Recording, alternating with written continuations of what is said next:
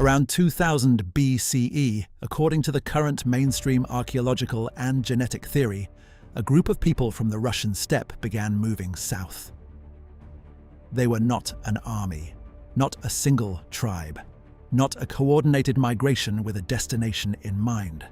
They were pastoralists, horse riders, bronze workers, descendants of the culture that had built the circular fortress cities of the Ural region, Archaeum, Zintashta, and then dissolved outward into a vast network across the steppe called the Andronovo Horizon. For generations, they had pushed south, into the desert river basins of Central Asia, where they had encountered something they had never seen before, the great oasis cities of the Oxus Civilization. They had set up camps outside the mud brick walls. They had traded metals for grain. They had feasted with the city people. They had borrowed words, rituals, and a sacred drink. And then the oasis cities had collapsed. The river dried up. The water moved 50 kilometers west. And the hybrid culture that emerged from 2 centuries of contact began to move, again, south, toward the mountains. This episode is about what happened next, how a Bronze Age pastoral people crossed the Hindu Kush, reached the Indus Valley, and left a genetic and linguistic signature that is still present in hundreds of millions of people alive today.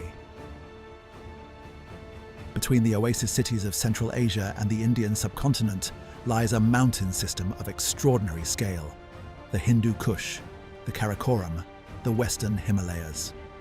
For most of human history, these mountains looked like a wall, but there is a gap. Geographers call it the Inner Asian Mountain Corridor, a chain of river valleys and alpine pastures running from what is now Uzbekistan and Tajikistan, southeast through Afghanistan, and into Pakistan's northwest frontier.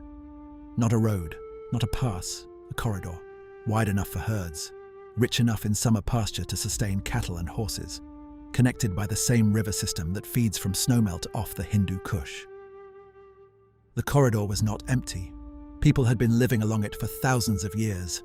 Farming communities in the valley floors, pastoral groups moving between summer and winter pastures on the slopes.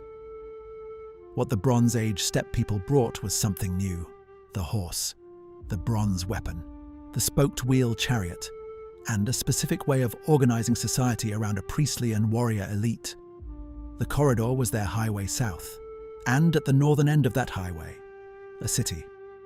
In the Zeravshan Valley of what is now Tajikistan, midway between the Oxus Oases and the Hindu Kush, there is a site called Sarazm.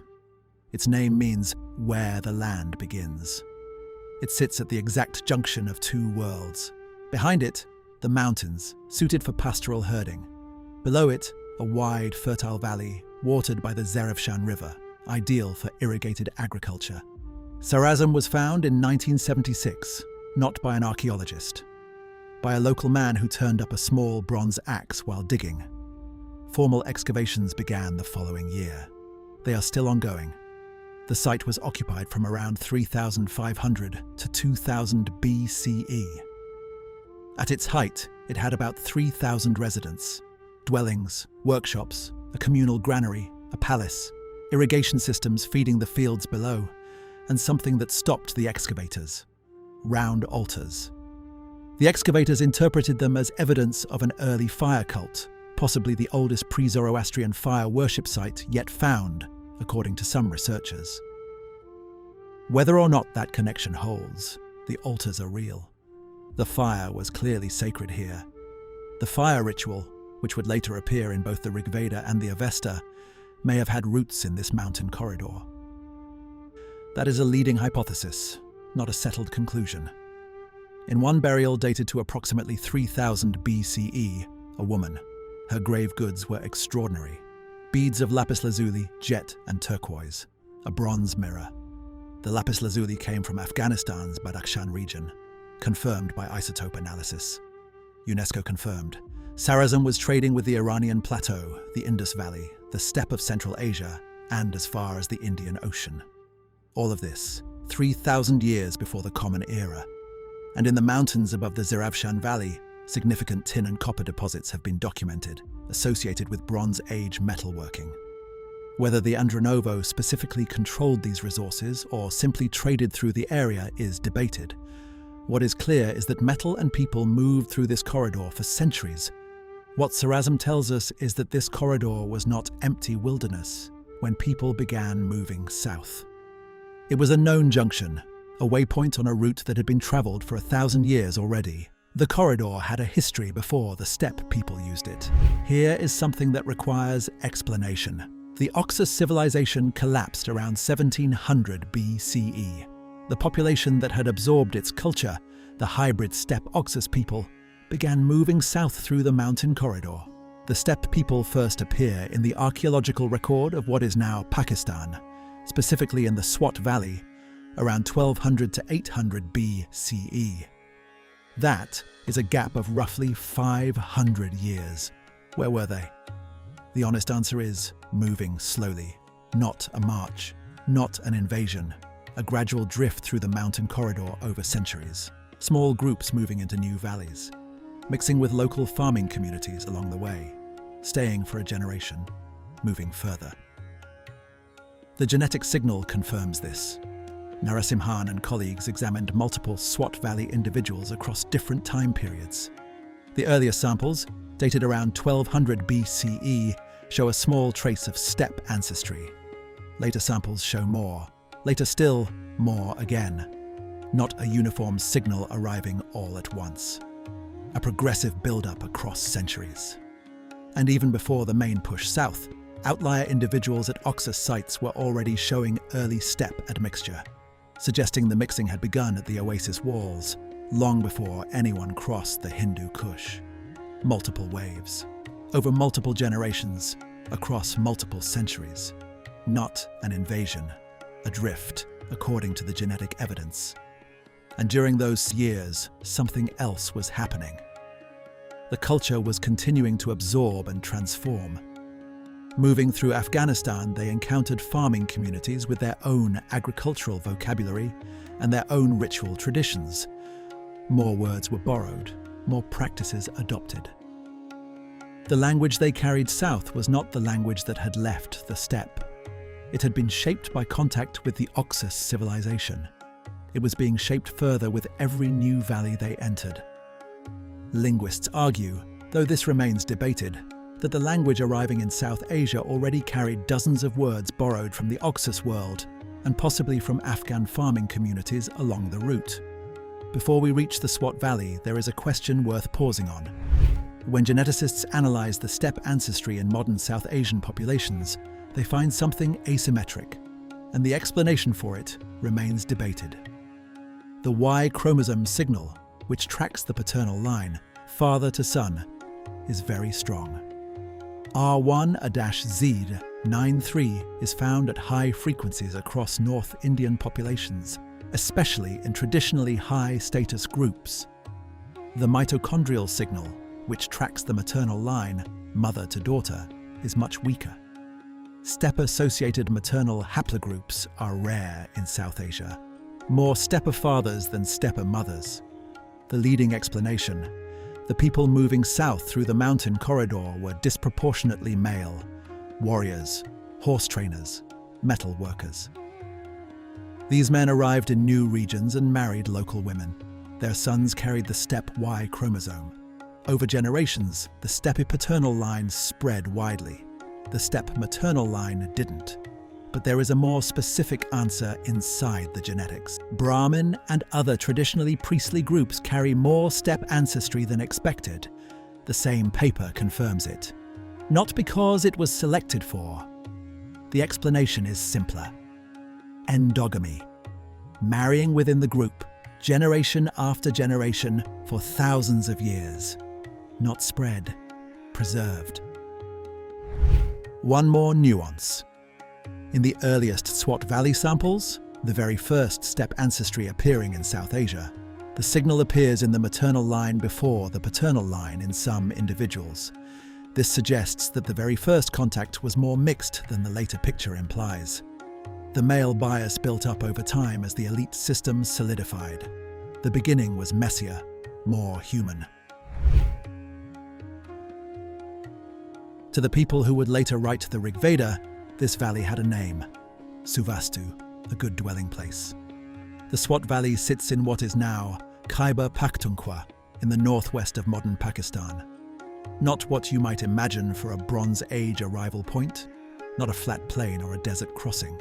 A stunning alpine corridor, rushing snow-fed rivers cutting through deep green valleys, dense pine forests on the slopes, steep jagged cliffs rising to mountain passes above.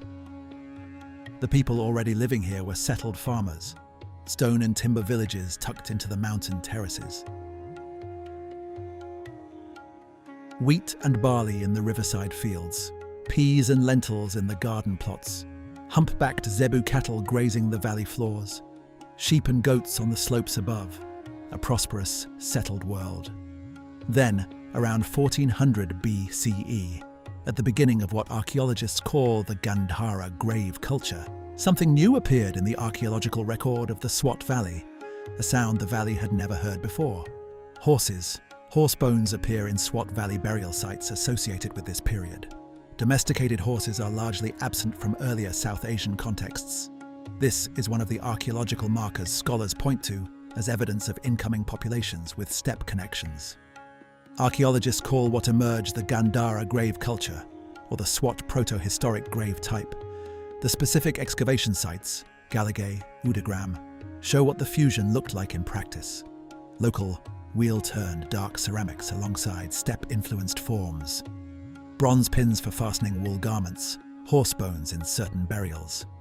And then, in the later phases of the culture, a significant shift. Cremation became more common. The ashes placed inside ceramic jars, in some cases molded with stylized human faces, pressed into the clay before firing. The Rigveda is the oldest surviving text in any Indo-European language, or among the oldest, depending on which dating scholars use. It was not written down when composed, it was memorized, passed from teacher to student, word for word, syllable by syllable, for centuries before anyone committed it to writing. And inside the text, in Book 10, Hymn 75, called the Nadistuti Sukta, the hymn in praise of rivers, there is a geographical clue that scholars have spent 2 centuries trying to interpret. The hymn lists rivers: Ganga, Yamuna, Saraswati, Sutudri, Parusni, Askini, Vitasta. Then, the Kuba, the Kabul River in Afghanistan, the Krumu, the Kuram in Pakistan's tribal areas. How did scholars identify these rivers? By tracing the names across centuries of language change. Kuba in the Rigveda became Kofan in Greek sources written during Alexander's campaigns. 3 texts from different authors all use that name for the Kabul River. The Krumu, the Kuram, is established by phonological similarity and geographic continuity with historical maps. Not all identifications are equally certain. Some rivers in the hymn remain debated. Now read the full list again. The hymn moves from east to west, starting at the Ganges and working back through the rivers of Pakistan and into Afghanistan. One leading interpretation: the composers knew all of these rivers personally. They were in the northwest, in what is now Afghanistan and Pakistan, looking east toward a land they were still approaching. This would place the composition of the world's oldest surviving Indo-European religious text in exactly the same geography as the genetic signal, the words and the DNA pointing to the same place. That interpretation is not universally accepted. Some scholars argue the hymn is a later compilation of geographic knowledge rather than a record of presence. But the geography is real. The rivers are real. And the fact that the composers named rivers all the way from the Ganges to the Kabul River suggests they knew this whole landscape, whether from presence or from living memory of people who had been there. Either way, the Northwest Corridor was not an abstract route for the composers of the Rigveda. It was home, or the memory of home. As these clans pushed out of the Swat Mountains and onto the vast fertile plains of the Punjab, they encountered the remnants of the Indus world. The great cities of Harappa and Mohenjo-Daro had collapsed centuries before. But the people had not disappeared. They had dispersed, continued, built smaller communities in the river valleys. At Harappa itself, archaeologists found a distinct layer directly above the old city ruins. They called it the Cemetery H culture. It is a true melting pot. The pottery is wheel-turned and sophisticated, a direct legacy of the Indus artisans. What was new was what these pots were for. Increasingly, they were made to hold ashes. For the first time in this region, cremation, one of the signatures increasingly associated with steppe-descended populations of this period. The incoming people brought the horse, the chariot, and the language of the sky. The local population provided the agricultural routes, the ancient bloodlines, and the pottery wheels. Two worlds fusing into one. The most comprehensive ancient DNA study of South and Central Asia was published in 2019 by Narasimhan, Patterson, Reich, and colleagues in the journal Science. 523 ancient individuals, 11,000 years of South and Central Asian prehistory. The key findings for this story: the Indus Valley Civilization peak, multiple individuals from Harappan sites dated before 1900 BCE. Zero steppe ancestry, not a trace. One study gets cited constantly as evidence against migration, when it is actually evidence for the timeline. The Rakhigarhi study, led by Indian archaeologist Professor Vasant Shinde, published in Cell in 2019, tested an IVC individual dated to 2800 to 2300 BCE. Zero steppe ancestry. This is not a contradiction. This is exactly what the migration model predicts. Steppe ancestry had not yet arrived in South Asia at that date. It appears later, in the Swat Valley from around 1200 BCE. The Rakhigarhi result is not evidence against migration. It is the baseline that makes the later signal meaningful. The Swat Valley, 1200 to 800 BCE. Steppe ancestry present and increasing. Steppe ancestry arrived first through women. The male R1A signal built up later, over generations. This is the genetic marker that, according to the current mainstream consensus, links the Bronze Age steppe to modern South Asian populations. Modern South Asians carry a mixture of three ancestral components, according to Narasimhan et al., 2019. The first, Ancient Ancestral South Indian, AASI. The indigenous hunter-gatherer ancestry of the subcontinent, present in all South Asians, highest in South India. The second, Iranian farmer-related ancestry, older than the Oxus Civilization, arriving through separate earlier routes. This is not the steppe connection. This predates it. The third, steppe ancestry. The steppe people did not replace the people of South Asia. They mixed with them, gradually, over centuries. Not replacement, layering, not invasion, absorption. By now, they were far from where they started. Along the way, they had absorbed the words, the gods, and the rituals of every valley they passed through. By the time they reached the Indus, they were no longer simple herders from the northern steppe. They had been remade, and the tool that remade them was fire. Fire had lived in every home in that circular city of Archaim on the Ural steppe. A furnace built into each house, not just some of them. And it was fire that consumed the whole citadel when they finally burned it to the ground and walked away. It was fire in the pit furnaces of Central Asia, turning raw ore into bronze. It was fire in the shrines of the Oxus world, and on the altars already burning at Sarazm in this very corridor. Fire shaped their metal. It marked their dead. It carried their prayers to the sky. No one recorded where the first verse of the Rigveda was composed. There was no writing yet to record it. We don't know the exact spot. We may never know. But the genetics, the linguistics, and the earth itself all lean toward this same corridor between the steppe and the subcontinent, more than anywhere further east. Agnim Isla. I praise the fire. The very first words of the world's oldest surviving Indo-European religious text. Of course it was fire. It had walked beside them the entire way.